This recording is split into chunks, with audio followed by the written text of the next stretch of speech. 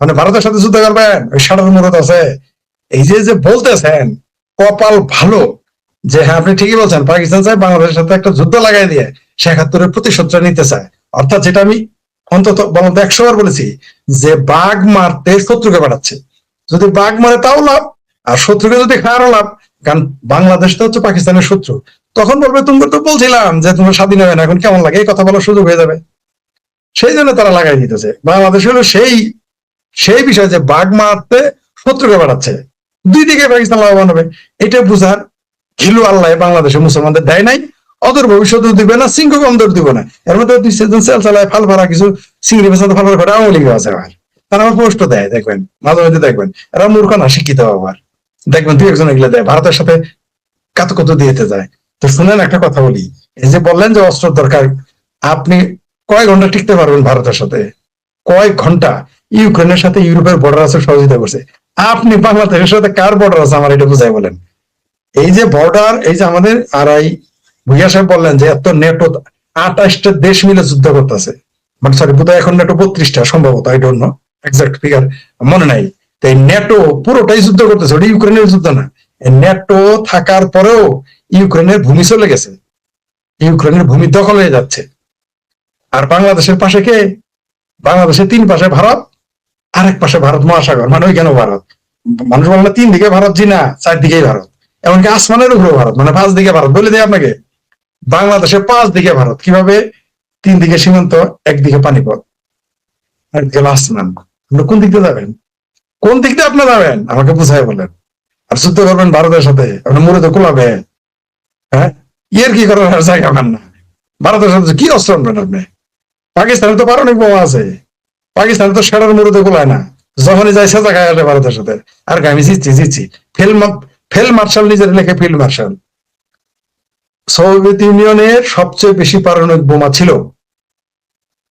এখনো ধ্বংস করার পরেও পৃথিবীতে সবচেয়ে বেশি পারমাণবিক বোমা রাশিয়ার কাছে। রাশিয়া কি বিশ্ব দখল করতে পারে? দেশ দখল করতে পারে? এখন বোমা থাকলে মারতে পারবেন? পাকিস্তানের তো আছে, একটু তো বলেন না মারতে। দিল্লির উপরে, বোম্বের উপরে বলছে তো, যে বলছে না কলকাতা নাকি পারমাণবিক বোমা মারবে, মারতে বলেন না দেখি। পারমাণবিক বোমা ভারতের উপরে মারতে বলেন না, পাকিস্তানের অস্তিত্ব থাকবে? যে দেশ পাকিস্তানের অস্তিত্ব রাখবে না, আপনার বাংলাদেশ অস্তিত্ব থাকবে না। আপনাদের খুব খাইজ উঠছে, আপনাদের চুলকায় ঘাও বানাইতেছেন যাতে চিটাগাংটা চলে যায়, ওইদিকে রাজশাহী রংপুর চলে যায়। শেষ হয়ে যে ময়মনসিংহ নিয়ে ঢাকাকে নিয়ে নতুন বাংলাদেশ বানায়, এই খাইজ উঠছে তো আপনাদের। বুঝবেন বুঝবেন, এই যুদ্ধের শখ মিটা যাবে। আবারও বলতেছি, আমাদের বাপ দাদা এবং যারাই যে ভারতের খাও যান তাদের বলি, বাপ দাদা ১৪ গোষ্ঠীর কবল হলো ভারতের মতো নিরীহ প্রতিবেশী। নাহলে তখন বাংলাদেশটাকে ৩টা টুকরা করতো। ৩ টুকরা ১ টুকরা আমরা দিত, না থাকতো বন্দর, না থাকতো চিকেন নেক, হয়ে যাইতো হাতির মতো মোড়া। তারপরে বুঝতেন হাউ মেনি পেডিতে হাউ মেনি রাইস। ওই গাছে উড়াই দেয় সবাই। চীন আজ পর্যন্ত কারো পক্ষে যুদ্ধ করে নাই। আর আমেরিকা যারা বন্ধু বানাইছে তার পরিণতি কি? সাদ্দামের দিকে তাকান। আমেরিকা যারা বন্ধু বানাইছে তার পরিণতি কি? সৌদি আরবের দিকে তাকান। এখন পাকিস্তানকে নিয়ে পাহারা দিতে হয়। আমেরিকা যার বন্ধু হয়, ওই ইউক্রেনের অবস্থা দেখেন। আমেরিকা যার বন্ধু হয়, ইমরান খানের পরিস্থিতি দেখেন। এখন নিউজ এসেছে ইমরান খানের গভর্নমেন্ট আমেরিকা চলেছে, অথচ খোদ ইমরান খান ছিল আমেরিকার পাপেট। কিন্তু সেদিন তিনি রাশিয়ায় গিয়েছিলেন ঝটিকা সফরে, সেদিন আমি লিখেছিলাম ইমরান খান গেয়া যে আজকে চলে যাবে, তার ক্ষমতা চলে যাবে। তার ৬ মাস থেকে ১ বছর পরে ক্ষমতা চলে গেছে। তো যারা খুব খাই উঠছে আপনার ভারতের সাথে যুদ্ধ করার প্রস্তুতি নিয়ে থাকেন, যে ১৮ কোটি মানুষ থাকবেন, হিন্দুরা তো তখন থাকবে না। হিন্দুরা তখন আলাদা, হিন্দুরা দেখবেন রাজশাহী নামে একটা দেশ বানাইছে, চিটাগাং দেখবেন খ্রিস্টান একটা দেশ বানাইছে। আর আপনি বাংলাদেশে ১৭-১৬ কোটি মুসলমান, এই ময়মনসিংহ এখন যেটুকু ঢাকা, এর মধ্যে আপনারা থাকেন, দেখেন তখন কেমন লাগে। মানে আপনাদের একটা মানে কমন সেন্স থাকার কথা রাখা উচিত, যে আপনি অস্ত্রবিধি কি করবেন। আপনি কোনদিন সেনাবাহিনী, যারা সেনাবাহিনীতে তাদের জিজ্ঞেস করেন তো সে ভারতের সাথে যুদ্ধ করবে কিনা। এরা সারা জীবন একটা পাখি মারে নাই, কয়টা মিশন করে আছে, চালা করে টাকা আনার বাড়ি ঘর করে খায়, আর ব্যবসা করবার মানে ধরা খায়। আর আবার এরা কিন্তু ব্যবসা করার কোথাও রাখে না। যদি এরা মিষ্টির ব্যবসা শুরু করছেন, গরুর ব্যাপারে বানাইতেছেন, শুনলাম আগামী ঈদে, শুনেছি আগামী ঈদে নাকি সেনাবাহিনী থাকবে এই কোরবানির গরুর আড়ে, মানে গরুর ব্যাপারী বানাবেন। শেষে গরুর দালাল, গরুর ব্যাপারীদের দালাল ফরিয়া বানাবেন, আর্মিদের বানান। এতে তো এছাড়া যোগ্যতা নেই যুদ্ধ করার। বলেন না যে ভারতের সাথে যুদ্ধ দূরের কথা, আপনি যারা এখন আর্মির আপনার দেশে ঢুকে গেছে, সীমান্তের মানচিত্র যে পাল্টাই ফেললো, আপনার এখান থেকে প্রতিদিন জেলে ধরে নেয়, ওটা তো তখন ও ভারত আপনার যদি কি বলবো। আর এখানে তো অনেক সেন্সর আছে, ভদ্রলোকেরা, ছোট মানুষ, বড় মানুষ, ছেলে মানুষ, মেয়ে মানুষ, নারী পুরুষ সবাই শুনে। মানে বার্মা আপনাদের যা মন ধরে তাই করুক, বুঝে নেন কি হয়েছে, কোনো সমস্যা নাই। ভারত চুমা দিলেও আপনার সমস্যা হয়, তাই না? বুঝবেন, শখ হোক। আমিও চাই এখন যুদ্ধ হোক, আমি এখন চাই আপনাদের সাথে একটু যুদ্ধ হোক, আপনাদের মতো আমিও চাই ভারত বাংলাদেশ যুদ্ধ হোক। তারপরে আমার কথা মনে হবে আমি কি বলতে চাই। না খায় মরার খুব শখ উঠছে, দুর্ভিক্ষে মরার খুব শখ উঠেছে, রোহিঙ্গার মতো তাবুতে থাকার খুব শখ উঠেছে। আপনাদের এই শখ দোয়া করি জামাতের আমিরের মতো, হে আল্লাহ, বাংলাদেশের বাঙ্গুদের, বাংলাদেশের জামাতিদের, বাংলাদেশের হেফাজতিদের, বিএনপিদের এবং আওয়ামী লীগের ভিতরে থাকা বালাজারি আলাজারি সাইদি লীগদের তুমি তৌফিক দান করো ভারতের সাথে একটা যুদ্ধ করার। এরা একটু দেখুক যে শেখ হাসিনা ছিল ভালো লাগে নাই, সুখে খাইতে ভূতে গিলাইছে, সুখে খাইতে ভূতে গিলাইছে, এখন আবার আরেকটু ভূতে বেশি গিলাইতেছে, এখন জিনেও গিলাইতেছে যাতে একটু যুদ্ধ করে না খায় থাকা যায়। এখন তো কয়েকবার ভাত ছাত পাইতেছে, ব্যবসা বাণিজ্য নিয়ে নেয়, অর্থনীতি ধ্বংস, বিনিয়োগ এক পয়সা নাই, এক পয়সা বিনিয়োগ নাই দেশে বিদেশে, এখন চাইতেছে যুদ্ধ। মানে এরা সুদান না হলে তারা ভালো থাকতেছে না। আমিও দোয়া করি, হে আল্লাহ, বাঙ্গুদের তুমি একটু ভারতের সাথে যুদ্ধ করো, তৌফিক দান করো, আমিন। জি জি ফরিদ ভাই, আমি রফিক ভাই কাছে যাব, তার আগে একটা কমেন্ট নেই। এই কমেন্টটা প্রায় একজন করে, কারা যেন করে, এই কমেন্টটা নিয়ে একটু আমি একটু জবাব দিয়ে দিই। বড়াইবাড়ি যুদ্ধ নিয়ে একটা আলোচনা করেন, মানে বড়াইবাড়ির এখানে এটা হচ্ছে রৌমারী সীমান্তে, রৌমারী উপজেলায় 2001 সালে 18 এপ্রিল সেখানে একটা ঘটনা ঘটেছিল।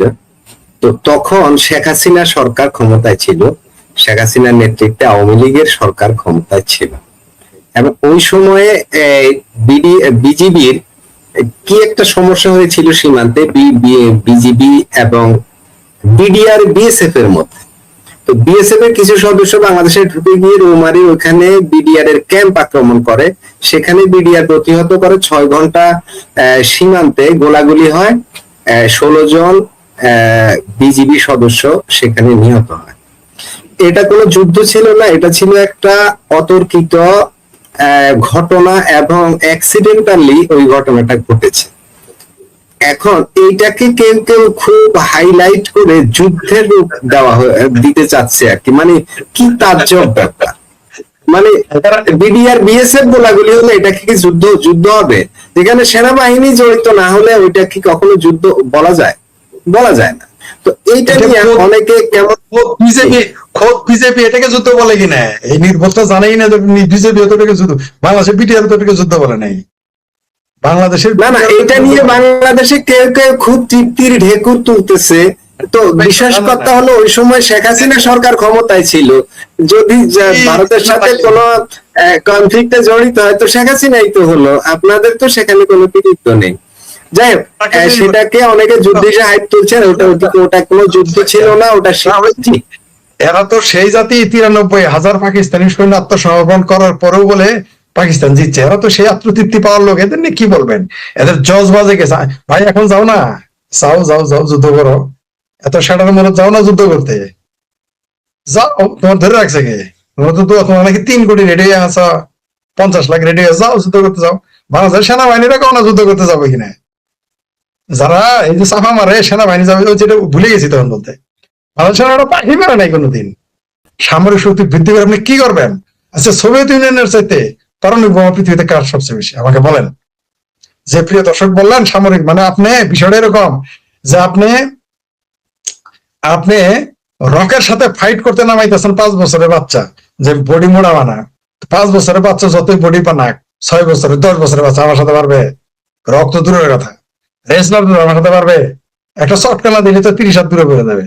তা আপনি এই যে বললেন অস্ত্র জোগাড় করে আপনি কি করবেন, এটাই তো চায় বইয়ের বিষয়, তো চাচ্ছে আপনি শিক্ষা মাদ্রাসা বানান আর অস্ত্র কিনেন, এটাই তো বইয়ের বিষয় চাচ্ছে, যে ব্যাংকের ছাতার মতো গিজ গিজ করে মাদ্রাসা বানাবেন আর অস্ত্র কিনবেন। তো কয়টা অস্ত্র কিনবেন? আপনার বাজেট কত, আপনার আছে কত, আপনার ফান্ড কি, আপনার কামাই কই থেকে আসবে, সেই চিন্তা করতেছেন। অস্ত্র কিনে যুদ্ধ কার সাথে করবেন?